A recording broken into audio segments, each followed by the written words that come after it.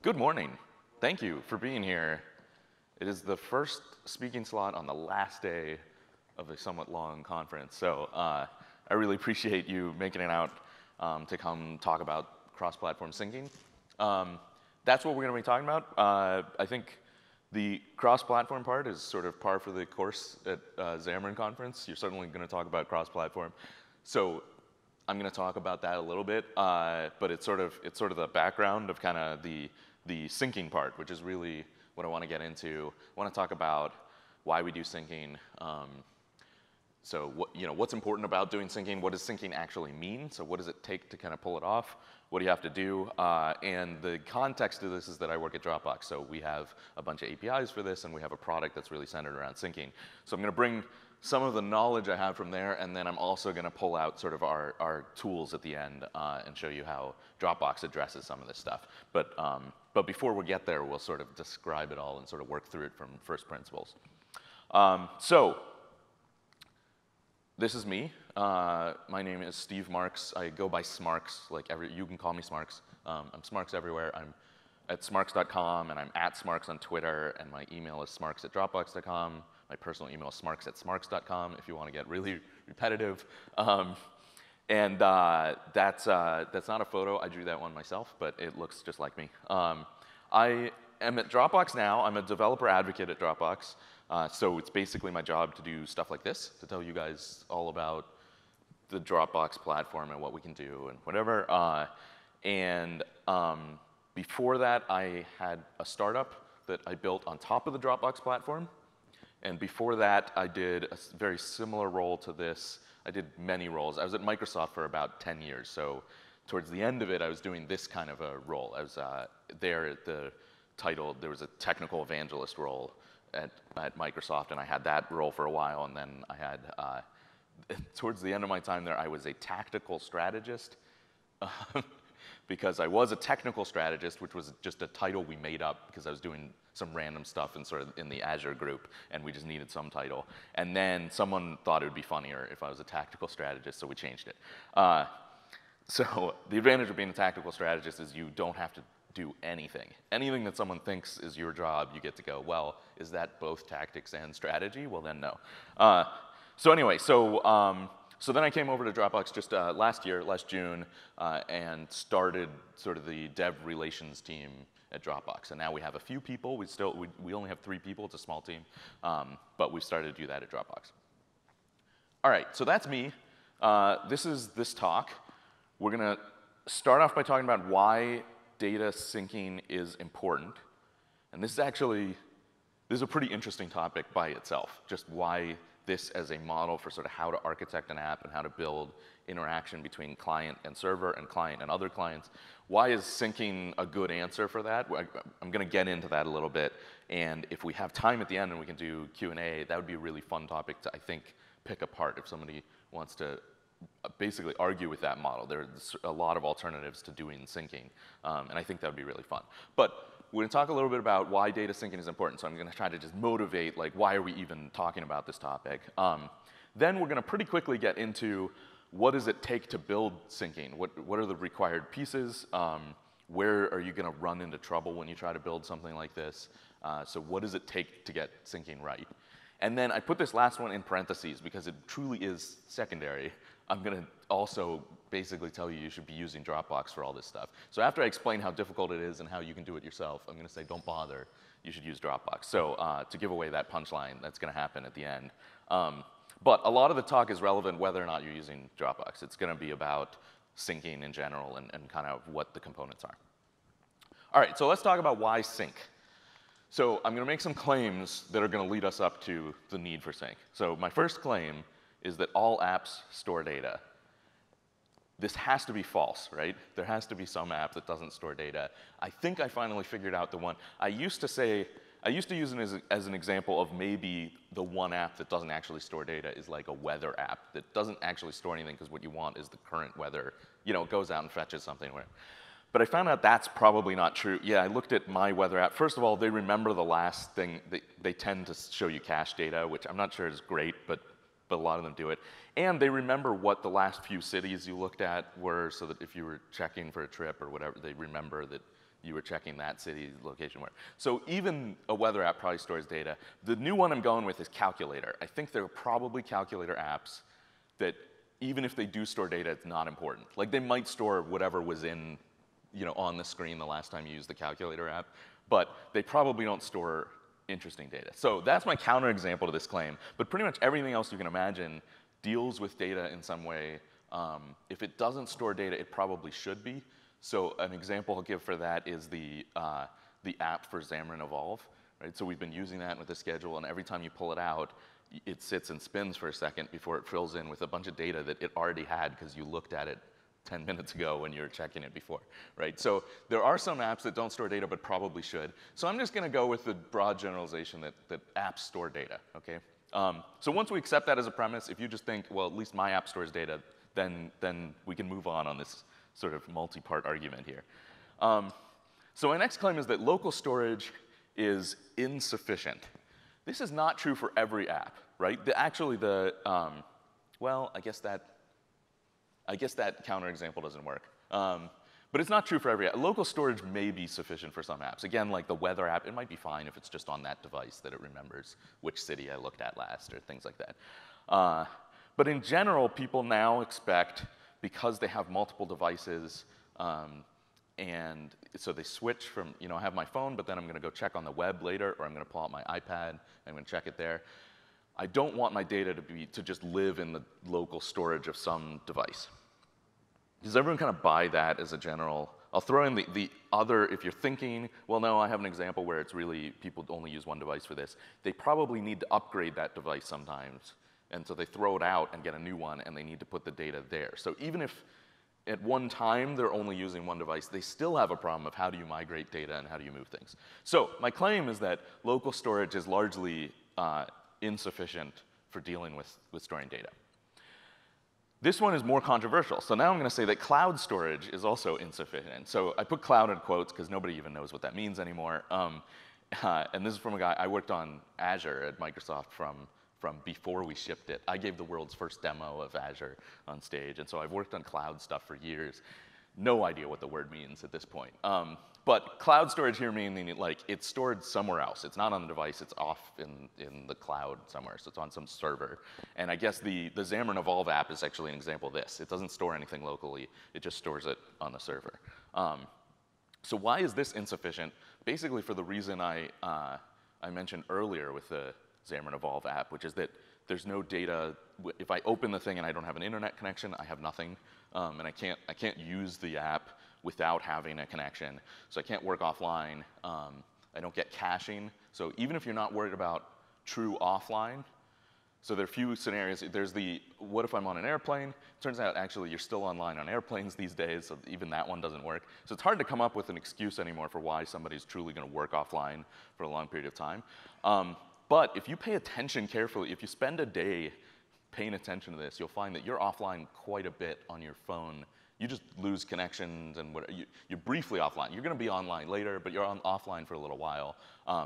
That's a really common scenario. And even if you're not worried about that, there's a cost to reaching out to some server and pulling the data down, which is I have to wait, especially on mobile, which is what we're all working on these days. That latency and that round trip is actually something you often don't want to pay for. You don't want it to cost your users in terms of their experience having to wait in between actions and whatever for things to go hit a server. So there are other reasons. I could get into more, but we don't have a lot of time for why cloud storage, why just storing stuff on a server is kind of doesn't fit the bill. But I think the big one that we're going to kind of center on is that it doesn't let you work offline, and it doesn't let you cache data, so you can't operate without doing round trips to the server. Okay, so the answer is to sync, right? The answer is to have both of these. I want to have local data on the device so that I can work offline and I can do whatever I want without making a round trip to the server.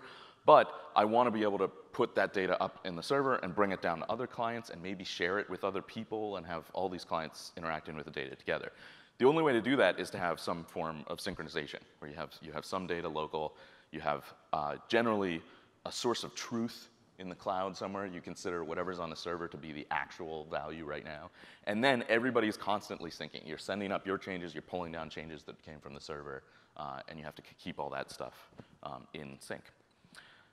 So what does sync involve? It involves some ability to download and upload things, right? I need to pull things from a server. I need to push things back up. It involves concurrency control. I'll get into a specific sort of answer for what I mean about that. But basically, the idea is you want to make sure that you're not just clobbering somebody else's change. You know, what if two people change something at the same time, right? There's concurrency control helps you to avoid just kind of losing some change in that process.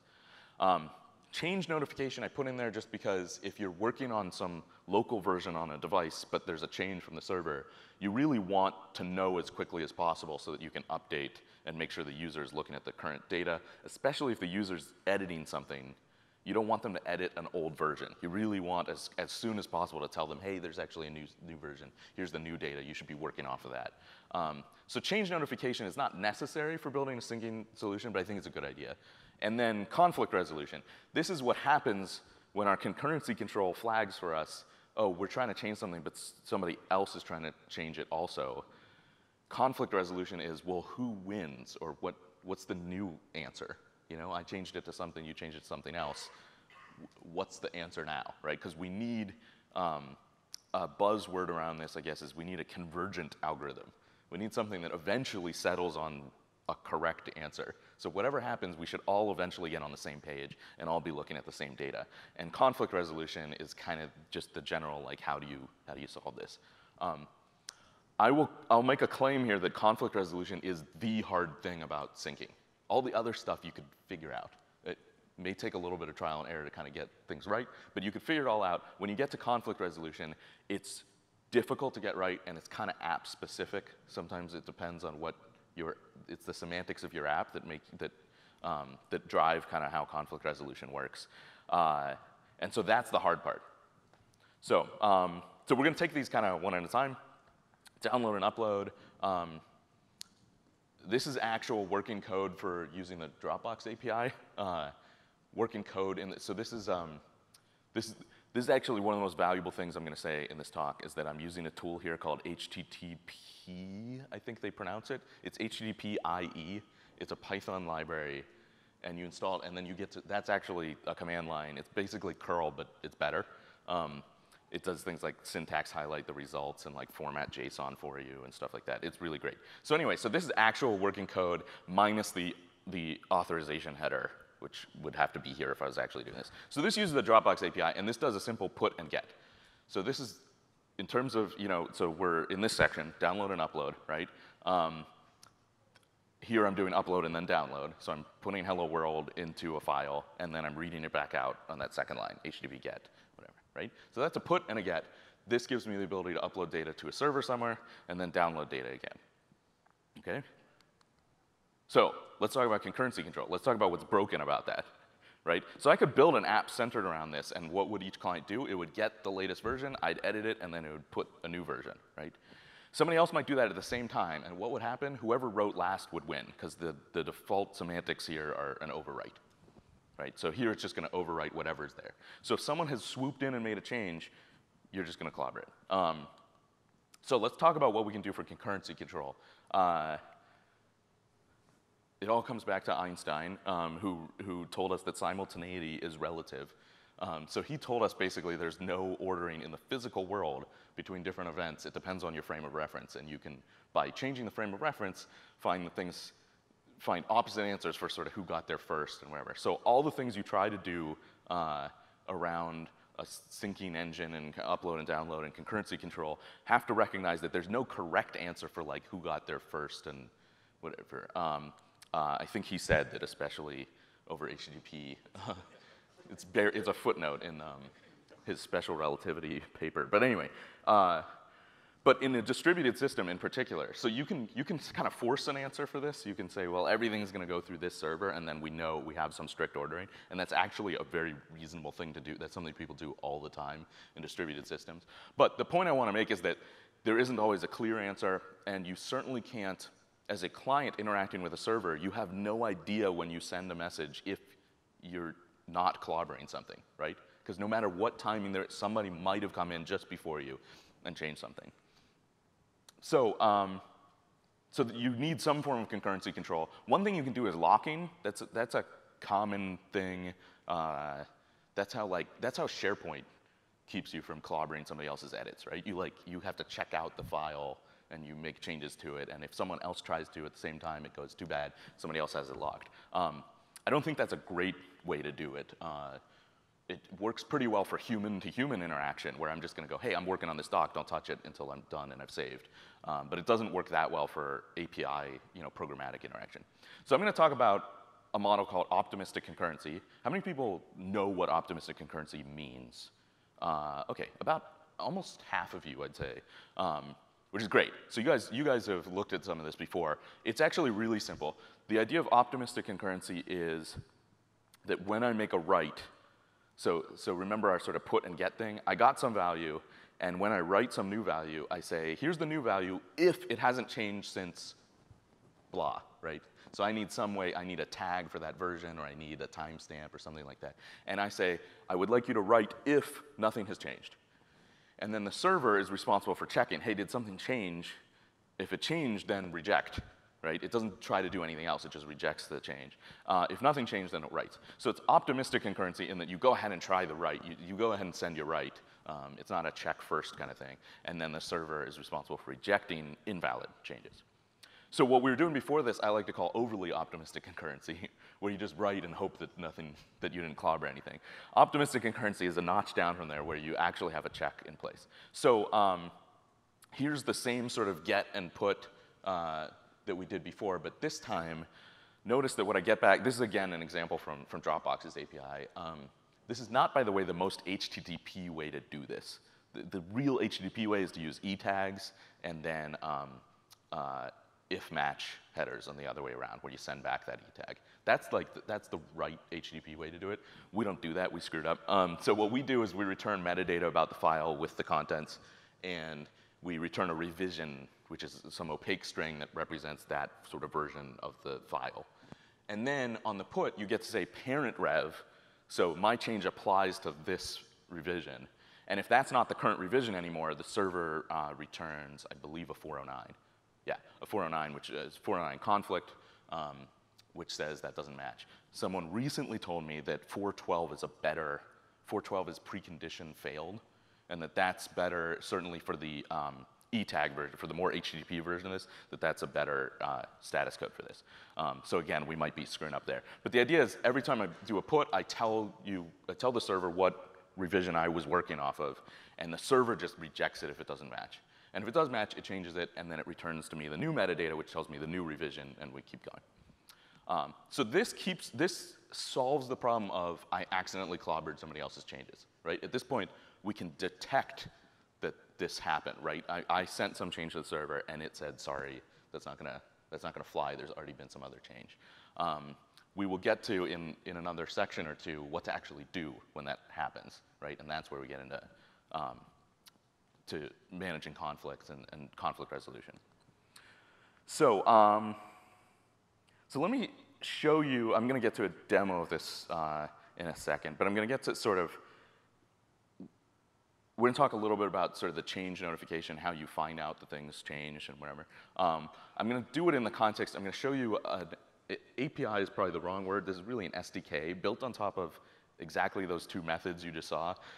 Dropbox has an SDK that you can use called the Sync API, which lets you operate on local files, and then later it syncs them up, and it uses this revision, optimistic concurrency with these revisions to make sure you don't clobber anything that was already on the server. So it gives you this file system view, you work kind of locally, and then it syncs things when it can. So this is some code. I just wanted to show this because I'm about to show a demo, and I wanted to, if people go and use Dropbox for this stuff, you need to kind of get the user model and the auth model of Dropbox. So the model for all of Dropbox's APIs is that users own their data. It goes into their account. There's no developer-owned data here. So if you build an app, what you're doing is having the user log in with their account and authorize your app, and then your app talks to their Dropbox account, right? So there's no, if you're used to kind of a centralized, I have a big database and it has each row says user ID and then their data, whatever. That's not how it works. Everyone has sort of different storage. So, so I wanted to show this just to kind of show this is that auth process. When you log in, you have to start a link activity, and basically the user goes in and hits authorize to allow your app access. It's all OAuth 2. And then when the result comes back, basically your app gets launched again. It switches out to the Dropbox app or to a browser, and then it switches back to your app, and then you're connected. So I just wanted to show that because without that context, I've had people get fairly confused about whose account, where's this data going, and how is the authorization working. This is the model. It's all OAuth 2, and it's always sort of per user. All right, so let me show the demo working first, and then we'll come back and talk about the code for sort of what made that happen. So let me just fire this up. So this is the app, and what it does is it monitors a file called hello.txt that's in Dropbox, and it shows whatever's in there on the screen. So I'm going to just open that hello.txt, which is currently empty, and I'm going to say hello Xamarin evolve and save. And if everything works, then it shows up, maybe that's too small, but it says hello Xamarin evolve in the emulator. That's all that this app does. It just monitors a file, and every time it changes, it shows something. So cool, it worked. All right. That's the whole app. And so the code to make that happen has very much to do with change notification, right? And so remember I said this is kind of an optional piece. You don't need this to make syncing work, but you probably want it to make the user experience good and to make sure that users are editing the data they think they are, right? So this is the code. This is basically the entire code for that app. I'm trying to think of what else is in there. Other than the auth, this is pretty much it. Once you're connected and you have an authorized account, it opens the file called hello.txt. That's actually slightly different. I have a, if it doesn't already exist, create it kind of path in the actual code. But otherwise, it opens the file. It sets up this change delegate that gets called every time the file changes. So, and then it updates to the new version of the file. This is kind of a concept in the Sync SDK of you can keep working on the old version if you want, right? If you're in the middle of editing some doc and something changes, you still want to be able to commit your change to sort of the old version. You don't want to be forced to kind of update. So you have to explicitly go, well, now I want to read the new version of the file. So I call file update, and then if I'm on the latest version and I have it cached already, so everything in the Sync SDK is async, which is kind of funny. It's called sync, and it's all async. It's different kinds of sync and async. Synchronization, not synchronous. So, so this is cached means has it actually been downloaded yet? Because there may be a change and then I haven't actually had a chance to finish downloading. You'll get a notification that, oh, the content has changed, and then you get another notification when you've actually managed to download the new copy. So that conditional just says, like, if I actually have the latest version local on the device, then go read it and put it on the screen. Then I add that as sort of my handler for when the file changes, and I call it once. This is an interesting concurrency bug that people get wrong almost all the time, I think, is that you start listening for some event, but then you might have just missed one. So people often have code that's like, read the current version of the file, now set up a handler so if it changes, I'll know, and then nothing, right? Well, what if it just changed in between? You can miss events that way. So that's why I like to just use this pattern where I set up the delegate, and then I just call it once. So I just check the current status and make sure I'm up to date. So anyway, a little aside, but it's a very, very common concurrency bug that people have. And these bugs are the worst. These are the bugs that will cause you to ship an app that will like work almost all the time, and then every once in a while somebody doesn't get some new data and they restart the app and it works fine, right? So it's the sort of bug where you're unlikely to ever fix it, right? So, so it's something to watch out for because it just comes up. So that's it. So that's kind of change notification. All right, so now we get to the heart of the matter. Remember I said there's only one hard thing in all of this. All that stuff was pretty easy. That's no big deal. You just need an API that kind of supports it. Conflict resolution is the hard thing. So now it's the question of, so in that version it was a read-only app, right? If the file changed, it just changed on the screen. It never wrote anything back to the server. But imagine you have like a note-taking app and you're editing a text file. right? And you edit on one device and you're offline, right? All these scenarios are sort of in this offline case, though you can get them just by timing of anything, right? But imagine you're offline, you edit some file. You go to a different device, you edit the same file and you change it in a different way. And then you come back online. Somebody writes to the server, so they both think they're working off the same revision. So somebody writes and says parent rev 123, and the server goes, great. And the other one says, okay, here's my write, parent 123, and it says, sorry, there's already been a change since then. Now what? That's the big question in all of this thinking is like, what do you do at this point? You've identified that there's a conflict because two people tried to write with the same parent rev. Only one of them can succeed. The other one is going to fail, and now you have to decide what to do. There are a lot of different models for this. I'm going to show a couple things that require very little knowledge beyond what's on the server and what's on the client, right? And then I'm going to show you where this breaks down and where you have to do something a little bit smarter. So let's start in sort of the simplest way we can. We're going to say the server wins. So by the way, the approach I'm taking here is that the client is always responsible for resolving the conflict. That's not the only model. Some people have built models where the server, when it gets, you know, here's my write, it applies to rev 123. Great, succeeds. Here's my rev, it applies to 123. The server goes, wait, that's a conflict, and then does something to resolve it and still commits in some way, right? That's another model where the server does this. But I prefer, for a number of reasons I don't have a lot of time, I don't have the time to get into, but I prefer the model where the client does it. I like the server to be very simplistic here and just check that rev and fail or succeed. It makes the server logic really, really simple, and it means the client has a lot of flexibility into how it can resolve conflicts. And I think that's important largely because apps need to do this in sort of app-specific ways sometimes. So one model here is server wins. So I know what my local value is. I know what the value on the server is. I know that there's a conflict, that I tried to change something, somebody else changed it before me. I'm just going to take whatever's on the server and abandon my local revision, right? So that's server wins. You can probably all imagine what the code would look like for client wins. It would just return the client version instead of the server version, right? This is actually surprisingly useful. That sounds really dumb, but it's often the way these things get resolved, and it's often fine. There are a lot of things where, you know, you have a contact list, and you edit the phone number for somebody, and then you edit the phone number on a different device. The answer for which one wins, there's no better answer. There's no way to combine them. Like, one of those phone numbers is correct, one is not. The only thing we know is that you wrote both of them. And server wins is a lot better than using like a timestamp or using client wins. And the reason is you don't get this surprise where you turn on a device that you've had off for a month, and you turn it on and all of a sudden it clobbers a bunch of stuff, right? You had a bunch of other devices that were online and were syncing, and you made a change and it succeeded, and later something wakes up and sort of overwrites all that stuff. So server wins avoids that. It means once you've synced with the server and it said yes, nobody's going to come in and clobber that from before, right? You're not gonna have somebody sort of wake up and do this. So server wins is actually a really good idea.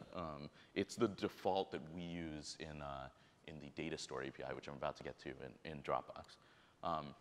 So here's a different one, max. So say you're thinking the level you're on in a game, like which level you've unlocked in some game.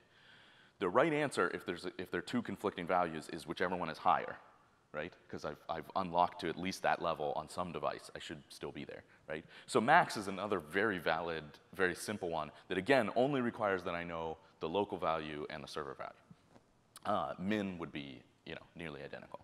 So what if, though, we have a model where, let's say I'm playing, we'll use a game example again. Let's say I'm playing a game where I collect something. I don't know, I collect coins or whatever. And so what I want the answer to be, so if I've collected 5 coins on this device and I've collected 6 coins on this device, what's the right answer when they sync up? 11, right? I've collected a total of 11. And so you actually have this interesting, it's not quite sum that you want, because what you really want is you want to accumulate. So let's say we started at 3. Everybody's in sync. I have a device that says I have 3 coins. I have another device that says I have 3 coins. On here, I move it up to 5, which meant I got 2 more, right? And here, I move it up from 3 to 4, which means I got 1 more. The right answer now should be, anyone? Should be 6, right? Yeah, 6. I had to double check my math for a second there, right? 3 to 5 was an increase of 2. 3 to 4 was an increase of 1. The total increase should be 3, so 3 plus 3 is 6. This is interesting because you can't write this. So you can't write an accumulate thing that only knows what's on the client and what's on the server. Because the answer there would be, on the client I have 5, and on the server I have 4. How do I get 6 from that? What I need to know is that they started at 3. Right? So I need another piece of information. And in this case, you can solve it by adding an ancestor.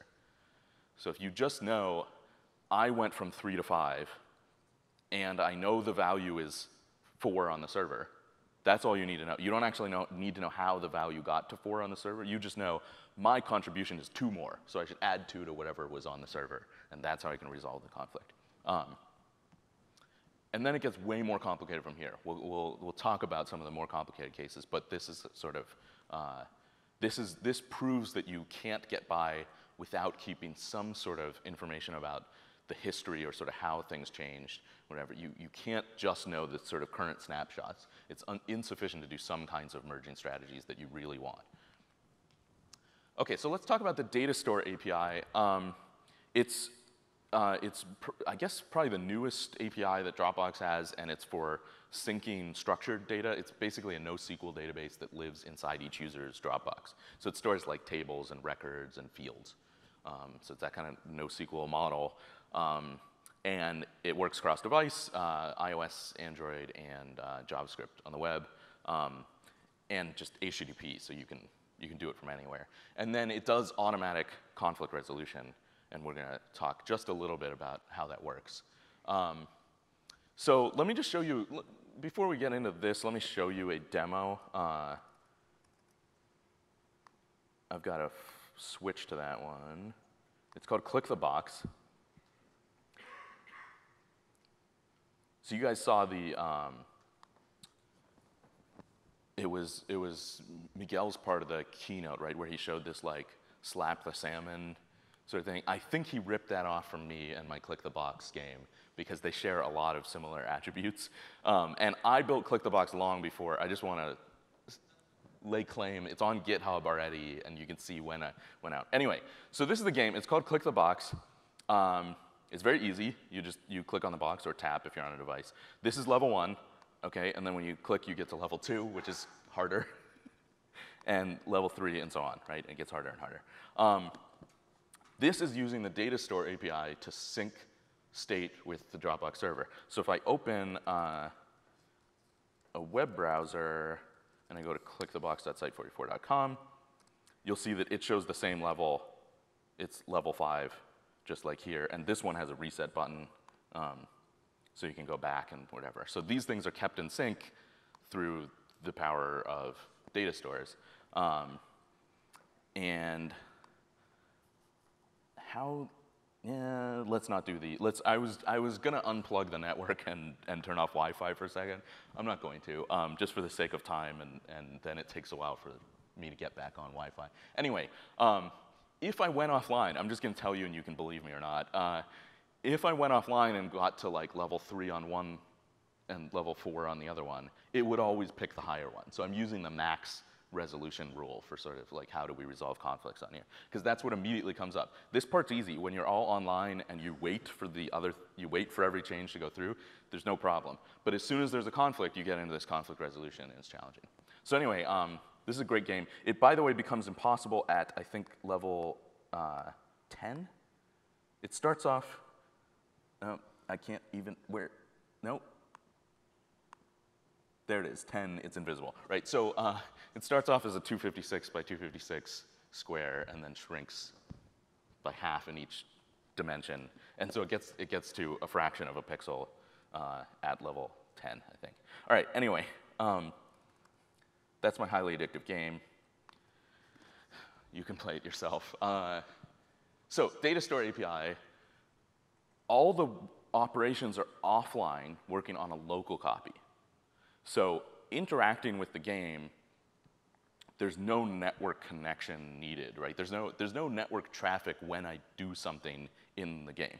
So when I like look at the current value or I change it or whatever, nothing happens over the network. What happens is later, which is usually immediately after, milliseconds later, right? Network traffic will happen, and diffs will be sent up to Dropbox, and Dropbox will send down any diffs that it already had from other devices. And so through this exchange of diffs, you'll update the local state to match the server state. If there are conflicts, they get resolved locally, and then every time there's a change, there's a persistent connection that lets you, get low latency notifications when something changes on the server. So when something changes on the server, you pull everything down. When you change something, you push those up. But they all happen asynchronously. There's no dependency on that sort of network activity. That's kind of background noise, right? So the app works exactly the same way offline as it does when it's online. And when you get back online, diffs will happen. Maybe there will be conflicts that need to get resolved, but eventually, because it's a convergent algorithm, everybody will be in sync. Okay, so that whole click the box sample, if you don't count the UI definition of XML, was, I think, somewhere between 80 and 85 lines of code. Like, that's the whole thing, right? So I'm gonna basically show it all on the screen right now. So we're gonna pick it apart. There aren't a lot of cases here. So this thing is important, right? This is what says, this is just the way that it works in the Dropbox API, but you could build this part yourself, right? Because we already know how to do max. We don't need a lot of information to do max. This sets the resolution rule for the level field to use max. So when there's a conflict, it always just picks the higher value. There are other options, which are basically the ones we talked about: the server wins, client wins, min, max, these accumulate sort of thing. And then you can imagine, we haven't exposed it in our API, but it works that way in the protocol. The protocol works exactly as I've described, where if a change gets sent to the server and the server can't apply it because it's stale, right, because something else has changed, it just rejects. And the client can do whatever it wants to resolve this conflict. And we actually, at Dropbox, we tend to use the word rebase when we describe what the client is doing. And that word comes up a lot when you look at other distributed syncing systems like Git, right? It's the exact same model with Git. You do a bunch of changes, you do a Git push, and it goes, actually, you can't. You're behind master or whatever sort of branch you're on. What you have to do first is you have to fetch the changes from the server, and then you have to rebase your change on top of that. There are other ways to do Git. You can do a merge versus a rebase. But the point is, you have to incorporate the changes from the server, resolve that issue locally before you're allowed to send it back to the server. The server, again, is dumb. It's not going to try to resolve these conflicts itself. In the case of Git, often the resolution is, well, I changed different lines than you, and so all sorts of works out, and we'll talk about that in a second. But anyway, that's the basic model. The resolution rule works that way. So you can imagine building your own conflict resolution logic that does something more sophisticated than this yourself. Our SDK only exposes these kind of pre-canned ways to do it. And then here's where I'm listening for changes on the data store. And it's possible I have the concurrency bug I just pointed out earlier in the talk, where you set up a handler and then don't call it immediately. I might have that right here, in that I should really be sort of checking for the newest data immediately on startup of the app in case I've missed something, whatever. But anyway, this is the thing that sort of catches when changes happen. It calls sync, which actually incorporates the changes. So the notification says there are changes ready. Sync actually puts them into your local state. That way, if you're in the middle of some operation, data doesn't sort of change out from under you. You're in charge of saying, oh, now is the time where I want to incorporate those server changes. And then it updates UI, which just makes the box smaller and says level whatever at the top. So here's the updating part. So here's how you update the UI. That last thing that I called on the previous screen was called update UI.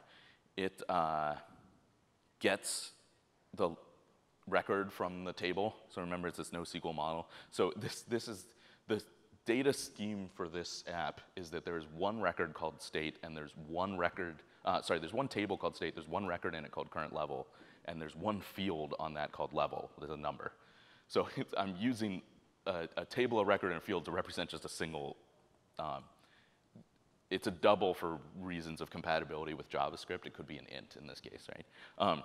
So it's a little bit of a simplistic data model, but the same rules apply as you sort of scale this up to tables and records and whatever, except conflicts only occur when, true conflicts only occur when you're changing the same field in the same record in the same table.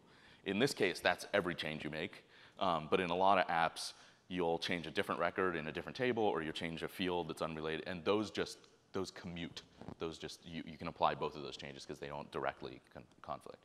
So that's the important part there, and then in the update UI section, sorry, let me unhighlight that. So the update UI thing gets that record, reads the level out of it, and then updates UI. And if you have kids who ever come home and complain that they're not going to use math, just go, what if you're building a game that has a box and you need to decrease its size exponentially over time? How are you going to compute the size? That's how. Math, exponents. Anyway, so that's that. And this is the actual increment. So when you actually click on the box, this is what happens. You get the current record, you set the level to whatever it was +1, and then you call sync.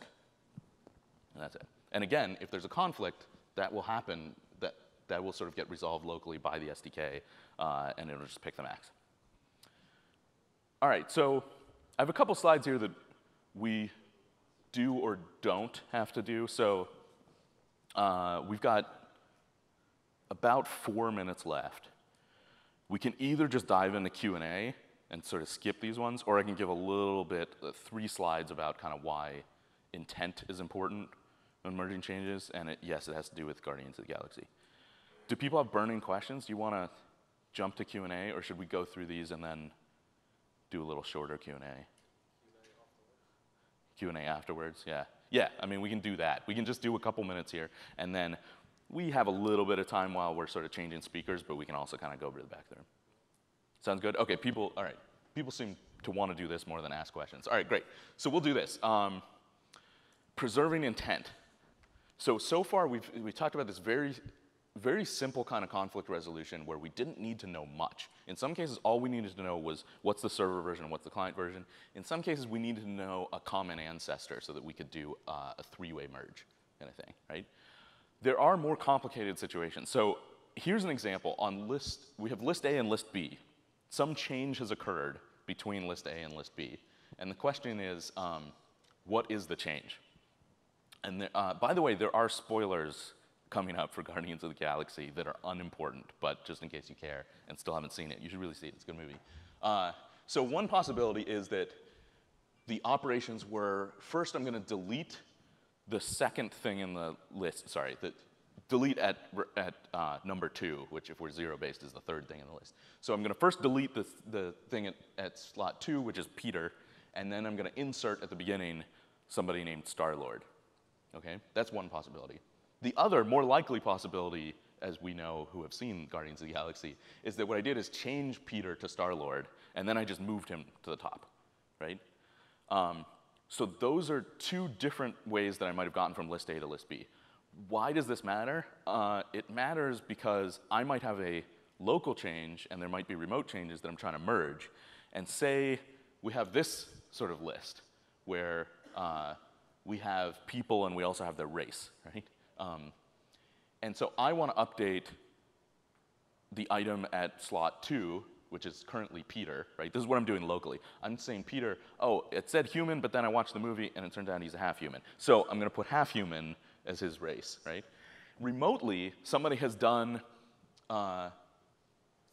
delete the thing at slot 2 and insert Star-Lord with race human at the beginning, right?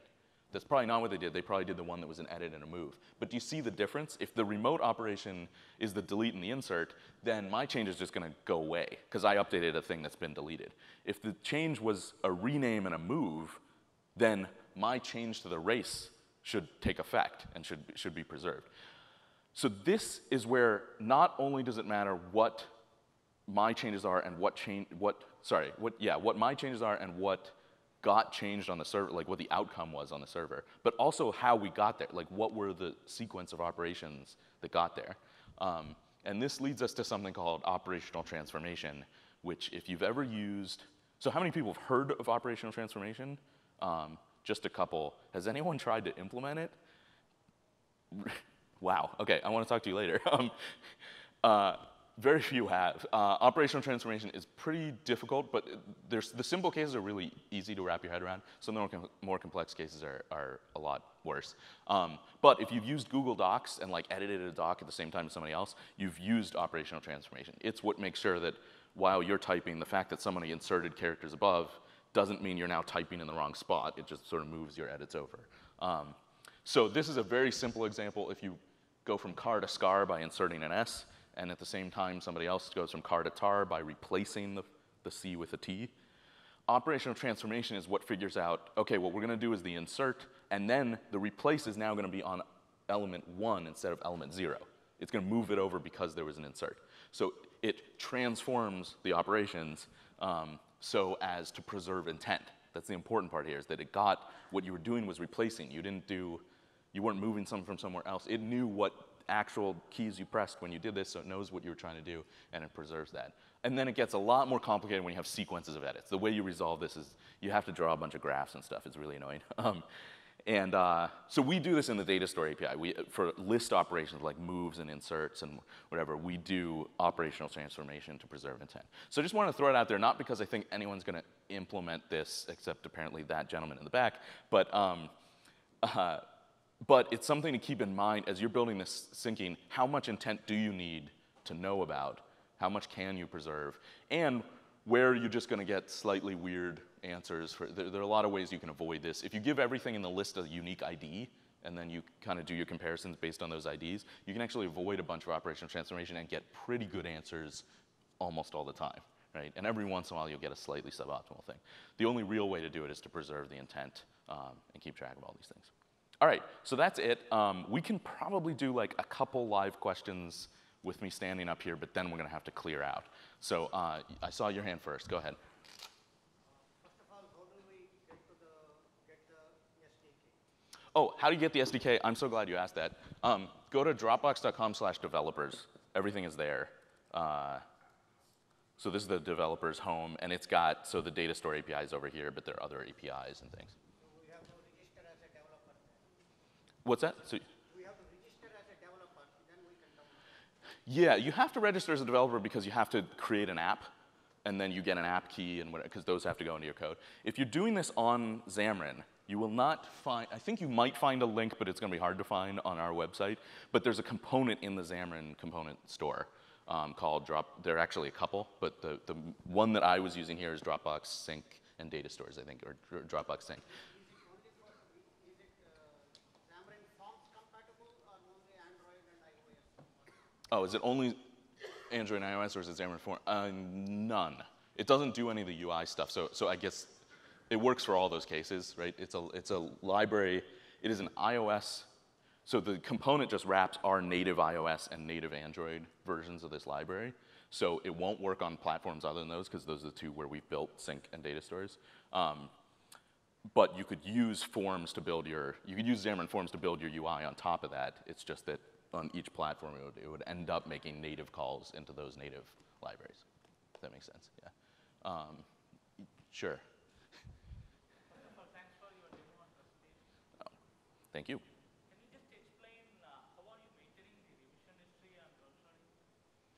How are we maintaining the history and so what happens is that every change that gets made goes through our API. So you saw like the code where I said like set this field to this value. Each one of those gets recorded as a delta. So basically an operation, so a list of these operations a sequence of operations gets recorded that's like insert into this list at this position, this value, right? And that's what gets sent to the server. So each set of those then defines kind of a revision of the data. So you start at revision 0, and then each time you send one of these to the server, you go 1, 2, 3. And so you upload sort of a whole set of those. That bumps the revision up one version. On the server, it calculates kind of what the new snapshot of the data is so that you can download just sort of the whole set. But so the idea is that the client, as it's making these changes, is just keeping a list of changes it hasn't yet committed, and they're all actual deltas. They preserve intent. They're all operations on the data, not kind of new snapshots. And then it sends those to the server, and if necessary, it does conflict resolution, which is operational transformation on each of those things. Is there any specific API to put my retrieve my history data or files? To get the history, we don't expose one in the SDK. The HTTP protocol lets you get the whole list of all the deltas if you want, going back to the beginning. I think we should probably get off the stage because people are coming in for the next thing. But I'll hang around and I'll try to come to the back and we can do questions there. So thank you very much.